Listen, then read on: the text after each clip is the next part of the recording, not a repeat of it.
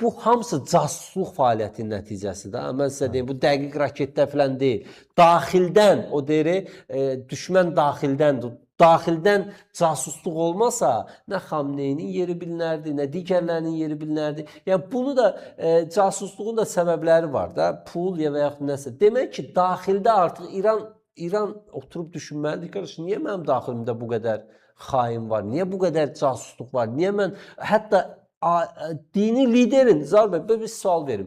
Dini lider bombalanıb və öldürülüb. İranın bir nömrəli şəxsidir. Və Netanyahu da eyni zamanda Trump da çıxış edib deyirlər ki, bizdə onun cəsədinin fotoları var artıq. Onu kim çəkib göndərə bilər orada? Hə? Bəli. Ən yaxınındakı çəkib göndərə bilər də. Düzdür ya, başqa necə o fotonu əldə edə bilərsən sən orada?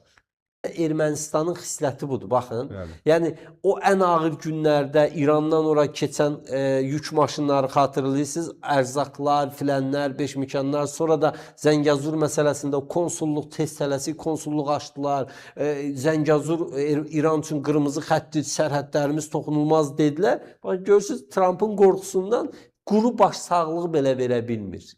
Quru baş sağlığı. Bax, bu İrandakı indi qalan, rejimin qalan nümayəndələri bir ölçüb biçməlidir ki, kimlə dost olmaq olar, kimlənsə hara qədər. Amma Azərbaycan hər zaman olduğu kimi öz mövqeyində. Azərbaycan dediyini davam elətdirdi. Azərbaycan hər zaman deyib ki, qardaş, İran mənlə vuruşmadıqsa, mən İranla vuruşmuram. İranda bizim soydaşlarımız var, tarixi keçmişimiz var, mənəvi, maddi, mənəvi əlaqələrimiz var, qonşuluğumuz var. Biz İranla düşmən deyilik. Biz İranla daha yaxınıq, nəinki Ermənistan İranla.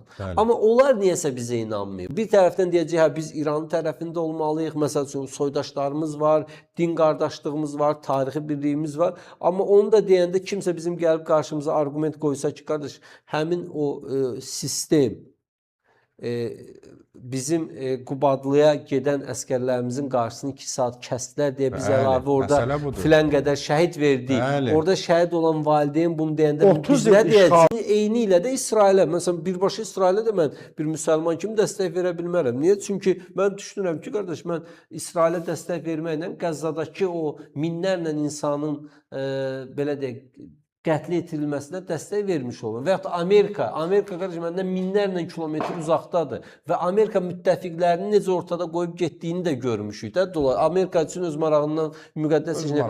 Və ona görə, yəni əgər Grahamın dediyi kimi, o senatorun dediyi kimi İranda rejim çökübsə, Trump nə deyir ki, 4 həftə, 3-4 həftə davam edə bilər. Bu 1 ay deməkdir. 1 ayda gündə, hətta ay yarım. Ay yarım, hə. Bu nə deməkdir? Bu deməkdir ki, gündə milyonlarla, bəlkə də 100 milyonlarla pul xərcləyəcək. Yaxşı, sistem çökübsə, niyə oranı bombalayırsan? Niyə düzləyirsən oranı? Sistem çöküb də get demirsən, İran xalqına azadlıq gətirəcək. Hansı ki, bu nağla düzdə heç kim inanmır. Amma yenə də. Yəni, əslində orada sistem çökməyib Zaur bəy. Orada Pezeşkiyan da sağ-salamatdır. Pezeşkiyan da olmasa belə, bilirsiniz, sistem var da. Bizdə də hər dövlətin konstitusiyası var, sistemi var.